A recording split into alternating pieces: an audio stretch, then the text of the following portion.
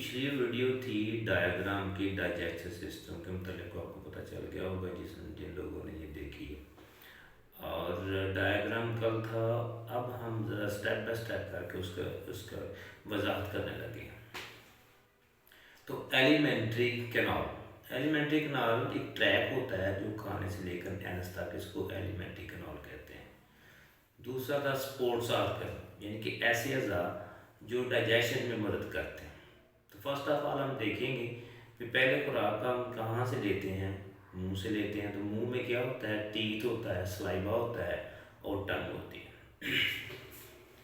Teeth जो है, इसका इनसीजर जो टीथ हैं वो सामने वाले चार होते हैं। इनका काम होता है काटना,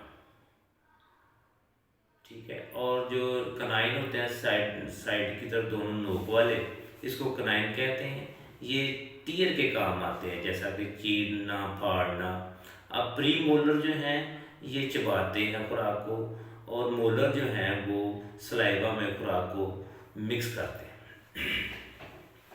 तो सलाइवा क्या है? हाँ, टंग जो है, सॉरी, टंग जो है ये टेस्ट का काम करती है। सामने वाला हिस्सा है ये मीठी चीज़ को टच करती है, और इससे पीछे दोनों साइड राइट एंड लेफ्ट पे जो है वो नमकीन को शो करती है। और उसके पीछे दरमियान में जाके आगे चले जाएं तो वो पार्ट जो है वो अपना सोर होता है, उससे बैक चले जाएं तो वो बिटर होता है। सोर मैंने होता है खट्टा, बिटर मैंने होता है तुर्श।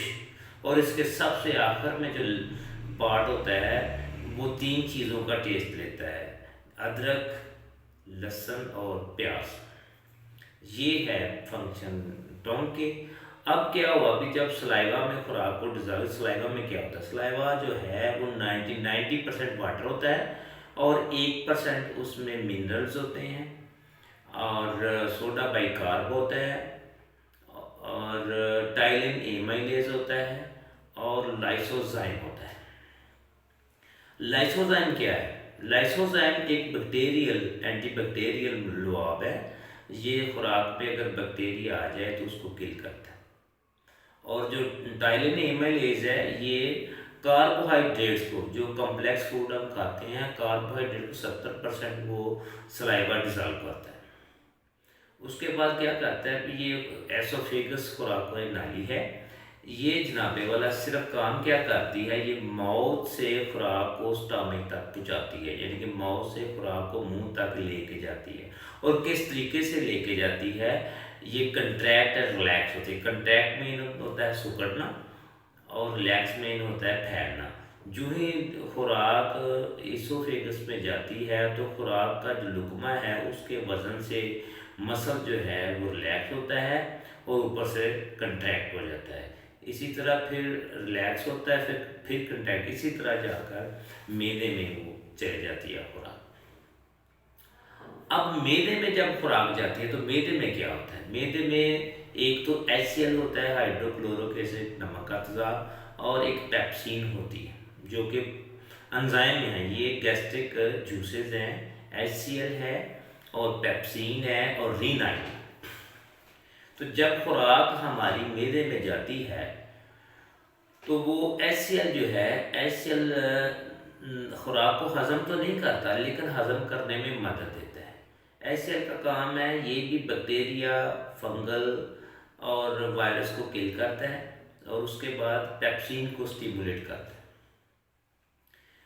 तो पेप्सिन को जो स्टिमुलेट करता है, ये जो खुराक है इसमें प्रोटीन डिजॉल्व होती है, डाइजेशन प्रोटीन का होता है, ब्रेक डाउन करता है वो।